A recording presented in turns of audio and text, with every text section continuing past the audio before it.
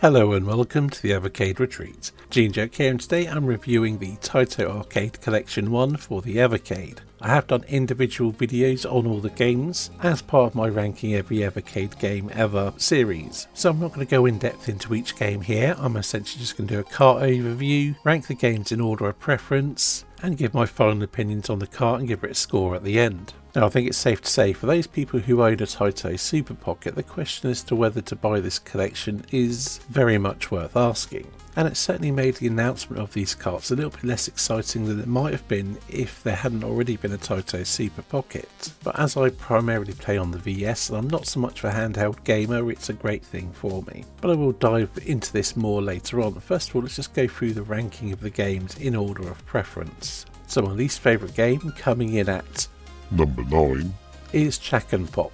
This single screen platformer has some nice ideas, but I do find the controls and the execution of the ideas too infuriating and unpleasant to play to enjoy. But I can see how others might if they can get past the barriers of the controls, but for me it's like nails on a chalkboard. Moving on to Number 8 we have Colony 7, a vaguely missile command like gallery shooter. Well, it's not a gallery shooter, but you're shooting oncoming aliens defending your colony. It's quite fun in the moment, but it is quite limited and generally doesn't quite hit the mark for me, but it's fine. So moving on to Number 7 we have Pirate Pete, which is effectively a reskin of Jungle Hunt. It's a fairly straightforward old school arcade game where you're swinging on ropes, swimming through shark infested waters, jumping boulders and so on and so forth. It's very much of its era both visually and in gameplay, and your tolerance for such things will probably affect how much this game appeals to you, but there's definitely some fun to be had here for a little while.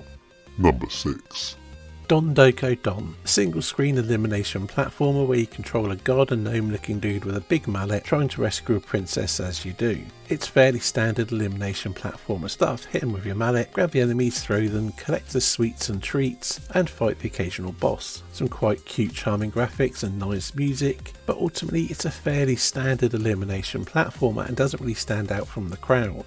Number 5 The Legend of Kage, a side-scrolling hack and slash set against Japanese history or mythology, with you controlling a ninja who jumps high in the skies, crouching tiger style, and throwing shurikens and slashing with his sword. In many ways it's a fairly simplistic game, but it does offer some fun, frantic action and quite a steep challenge. It can be quite punishing at times. And while it doesn't always give the best first impression, there is a lot to like here. Number 4 Ray Maze, a top-down maze style game, a little bit Pac-Man like, but with a sci-fi lick of paint, some power-ups and the occasional boss, as well as branching paths for good measure. Not a bad little game here, some pretty neat little graphics, some good music and challenging gameplay. Some pretty good stuff, but I can also see why it was never a huge hit and it's probably not the most well-known arcade game out there.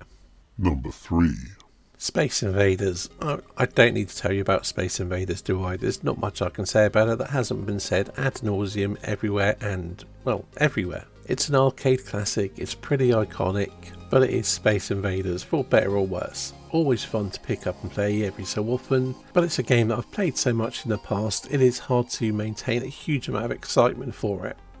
Number 2 Growl. A side-scrolling beat-em-up where you control an Indiana Jones-like dude, taking out poachers and generally beating people up, because, well, that's what you do in beat-em-ups. It supports up to 4 players, which is a great addition on the Evercade VS if you're able to play multiplayer, even though the characters have no variety at all. While in many ways it is a fairly bog standard beat-em-up, the sheer volume of enemies and the amount of different weapons you can pick up and multiplayer action do help it rise above being just another bog standard beat-em-up. Although for people that are only playing single player on a handheld, this might not be so appealing. The multiplayer really does help this one. And finally at Number 1 we have Bubble Bobble, which for me is the main reason for buying this cart. It's a single screen elimination platform where you control cute dragons blowing bubbles and collecting sweets and power-ups and so on and so forth. Simplistic but charming graphics, absolute earworm for the music and classic gameplay which works both single player and multiplayer. Honestly, this game is great on the handheld and on the VS alike. Easily the strongest game here in my opinion. It's a classic and a game that I've got a huge amount of nostalgia for.